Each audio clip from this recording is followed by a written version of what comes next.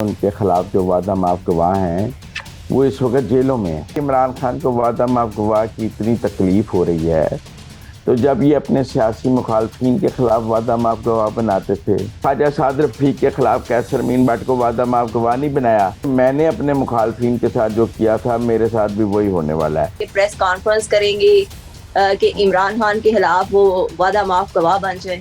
Press कॉन्फ्रेंसों से बाहर आ जाएं आप भी। आपका भी ज़हन जो है ना प्रेस कॉन्फ्रेंस में फंस गया है। ये अदालत में बयान देंगे जाकर। परवेज खटक साहब क्या करना चाह रहे हैं और उनका सियासी मुस्तकबिल क्या होगा? मौलाना फजलुर रहमान की पार्टी में शामिल हो जाएं। कोई इंतखाबी इस्लाहात नहीं की जानी चाहिए, और हमारी अदलिया भी उतनी ही सियासी है जितनी हुकूमत और पार्लियामेंट सियासी है।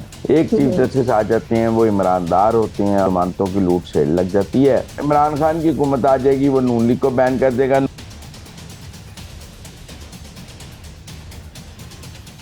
अच्छा, मुझे कहते हैं सोबिया अशरफ और आप देख रहे हैं प्रोग्राम अंदर की बात मुजम्मिल सहरवर्दी के साथ।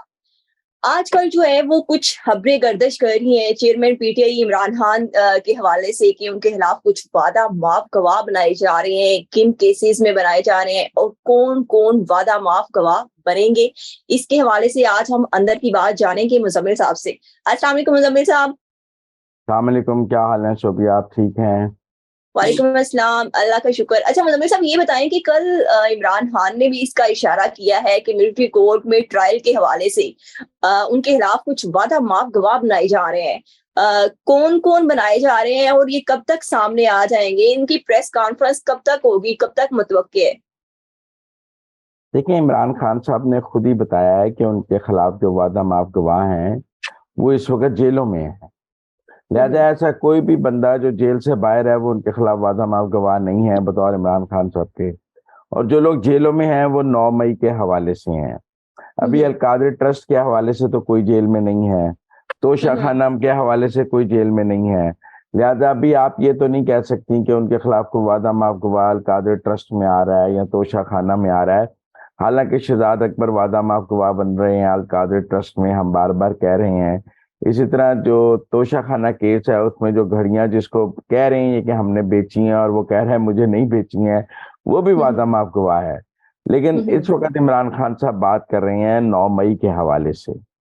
अब जहां तक मेरी इतलात हैं वो ये हैं कि इमरान खान का मुकदमा अभी फिलहाल मिलिट्री कोर्ट में नहीं जा रहा। इमरान खान को मिलिट्री कोर्ट में ट्रायल नहीं किया जा रहा। उनका ट्रायल दहशतगर्दी की अदालत में किया जाने का फैसला हुआ है। और इन मिलिट्री कोर्ट में और भी पीटीआई के बहुत से लीडर्स हैं, जाज चौधरी से लेकर महमूद रशीद से लेकर और बहुत सारे लोग, उमर सरफराज चीमा और बाकी का भी मिलिट्री कोर्ट में नहीं, बल्कि जो 102 लोग पहले मिलिट्री कोर्ट में चले गए हैं उनका ट्रायल मिलिट्री कोर्ट में है और बाकियों का ट्रायल इंसदाद दहशतगर्दी की अदालत में है। तो जब इमरान खान का ट्रायल मिलिट्री कोर्ट में अभी नहीं होने जा रहा तो उनके खिलाफ जो वादा माफ गवाह हैं वो भी मिलिट्री कोर्ट में नहीं, इंसदाद दहशतगर्दी की अदालत में होंगे। लोग अगर अदालत में कोई मुल्ज़िम ये बयान देता है कि मैंने ये काम इमरान खान के कहने पे किया, तो उसकी सजा कोई माफ तो नहीं हो जाएगी ना, कम कम हो सकती है, माफ तो नहीं हो सकती। वादा माफ गवाह अगर आप पुलिस की तफ्तीश में बन जाएं तो पुलिस आपको गवाह के खाने में रख लेती है। लेकिन अगर आप अदालत में जाकर कोई बयान देते हैं तो उसमें फिर अदालत में वो भी मुल्ज़िम है, इमरान खान भी मुल्ज़िम के तौर पे आ जाएंगे उस बयान की रोशनी में। लेकिन अगर आज इमरान खान को वादा माफ गवाह की इतनी तकलीफ हो रही है, तो जब ये अपने सियासी मुखालफिन के खिलाफ वादा माफ गवाह बनाते थे, जब ये सलमान शहबाज के खिलाफ मुश्ताक चीनी वाले को वादा माफ गवाह बनाते थे, तो वो मुश्ताक चीनी वाले को पहले नैब गिरफ्तार करती थी, अपने बस रिमांड में छितर मारती थी। जब उसको छितर मार मार के 90 दिन के रिमांड में तंग कर लेते थे तो फिर उससे जाके उसको वादा माफ गवाह बना देते थे। क्या ख्वाजा साद रफीक के खिलाफ कैसर मीन भट्ट को वादा माफ गवाह नहीं बनाया? क्या उसको पहले नैब के हुकूमत खानों में नहीं रखा था और वहां से उसको वादा माफ गवाह बनाया? क्या और बाकी जो पीएमएलएन की और पीपल्स पार्टी की लीडरशिप को जब इमरान खान के दौर में गिरफ्तार किया जाता था तो उनके खिलाफ नैब इसी तरह वादा माफ गवाह नहीं बनाती थी? तब तो कोई 9 मई भी नहीं हुआ था।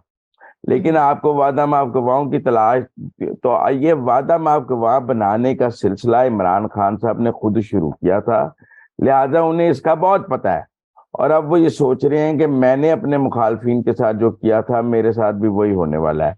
भाई मुकाफात अमल है, वही होने वाला है, उसके बगैर गुजारा कैसे होगा। तो आप सवाल कर रही थी, आप सवाल करती हैं। मैं ये आपसे पूछना चाह रही थी कि आपने कहा कि 9 मई वाक़े के हवाले से जो ज़ेरे हिरासत जेल में है लोग, उनको वादा माफ़ गवाह बनाया जा रहा है। वो मतलब वो वादा माफ़ गवाह बनेंगे, तो क्या वो इस शर्त पे जो है वो जेलों से रिहा होंगे, फिर उसके बाद आके प्रेस कॉन्फ्रेंस करेंगे कि इमरान खान के खिलाफ वो वादा माफ़ गवाह बन जाएँ? नहीं नहीं, वो अदालत में बयान देंगे, प्रेस कॉन्फ्रेंस क्यों करेंगे?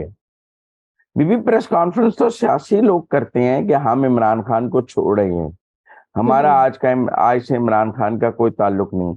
ये फवाद चौधरी पे कोई 9 मई का मुकदमा है, परवेज खटक पे 9 मई का मुकदमा है, इमरान इस्माइल पे 9 मई का मुकदमा है, अलीम हुँ, खान जहांगीर तरीन पे कोई 9 मई का मुकदमा है। ये जितने लोगों ने इमरान खान को छोड़ा है 9 मई के बाद, उनमें से कोई भी 9 मई में मुलव्वस नहीं था।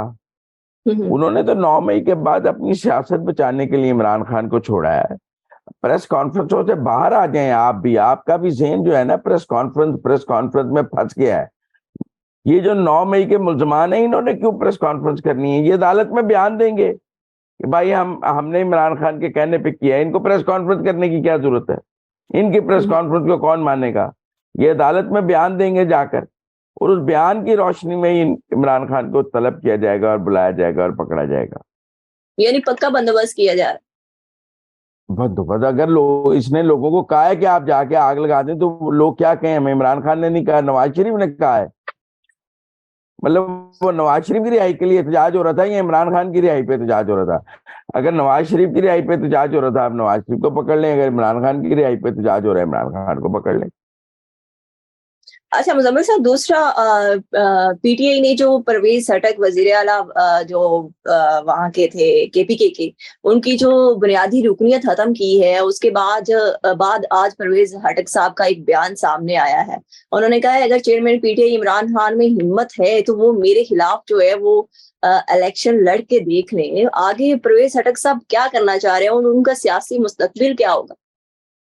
लेकिन मेरे ख्याल में परवेज खटक साहब जो है ना, वो जेयूआई में चले जाएंगे मौलाना फजल रहमान के साथ। अपने केपी में इमरान खान के बाद जिस पार्टी की कोई बेहतर पोजीशन है, हुँ, हुँ। वो जेयूआई है। जैसे पंजाब में मुस्लिम लीग नून है, सिंध में पीपल्स पार्टी है, इस तरह केपी में फजल रहमान एक बड़ी पार्टी है जेयूआई फे, और उसका एक वोट बैंक भी मौजूद है।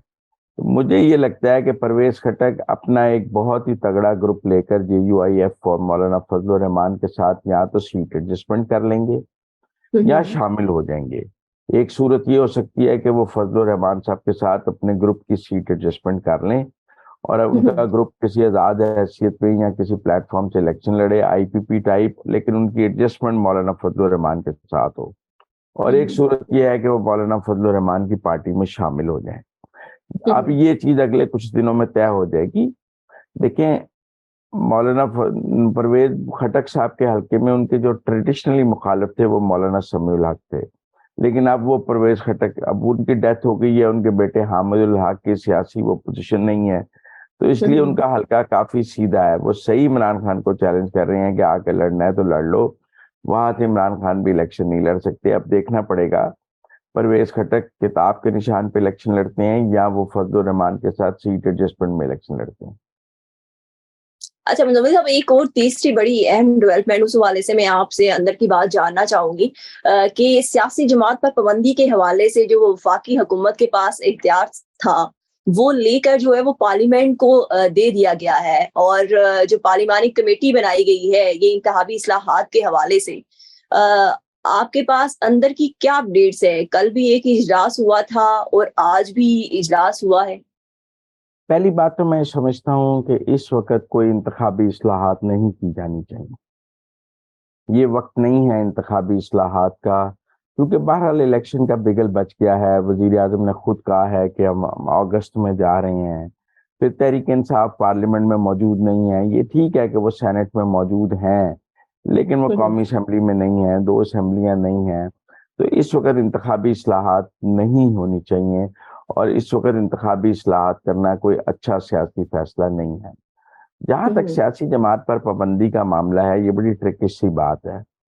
क्या अदलिया के हवाले कर दिया जाए रेफरेंस पेज के, और हमारी अदलिया भी उतनी ही सियासी है जितनी हुकूमत और पार्लियामेंट सियासी है। हमारे यहाँ कोई अदलिया गैर जानिबदार तो है नहीं है। एक अदलिया चीफ जस्टिस आ जाती हैं, वो हुकूमत को घर भेजने के चक्कर में होते हैं। एक चीफ जस्टिस आ जाते हैं जो किसी को हुकूमत के को मिलाने के चक्कर में होते हैं। एक चीफ जस्टिस आ जाते हैं वो ईमानदार होते हैं, और एक चीफ जस्टिस आ जाते हैं जो जानिबदार होते हैं। तो ये ईमानदार जानिबदार चीफ जस्टिस के हवाले भी ये इख्तियार कैसे किया जा सकता है? आप अगर मुल्क की अदलिया एक सियासी जमात के हक में है तो जमानतों की लूट सेड़ लग जाती है, और अगर एक सियासी जमात के खिलाफ है तो उसके खिलाफ रोज फैसले आने शुरू हो जाते हैं, और उसकी नजरसानी की अपील भी नहीं सुनी जाती।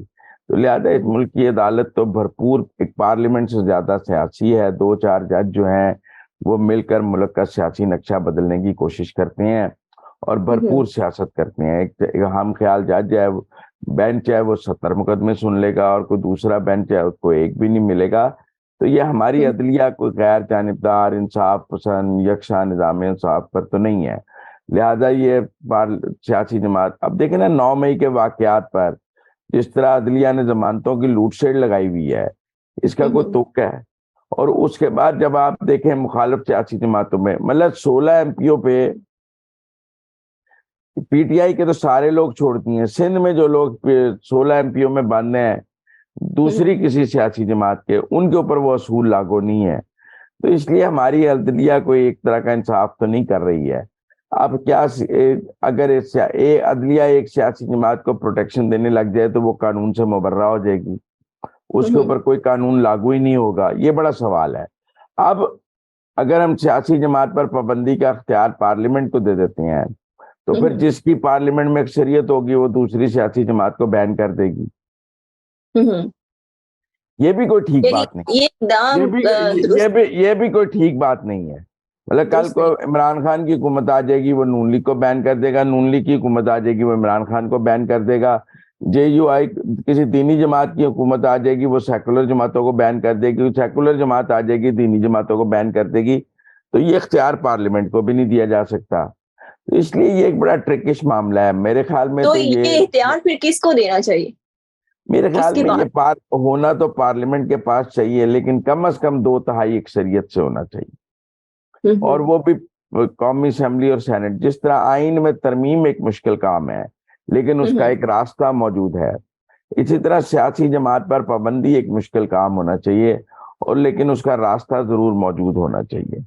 रेफरेंस पार्लियामेंट में आना चाहिए, और पार्लियामेंट अगर 2/3 अक्सरियत से उस रेफरेंस को मंजूर करे तो पास सियासी जमात का लदम हो सके।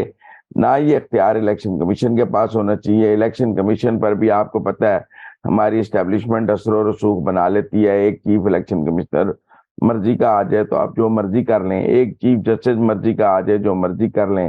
लिहाजा मेरे ख्याल में इन दोनों के पास नहीं होना चाहिए। ये इख्तियार पार्लियामेंट में 2/3 अक्सरियत से कम इस्तेमाल नहीं होना चाहिए।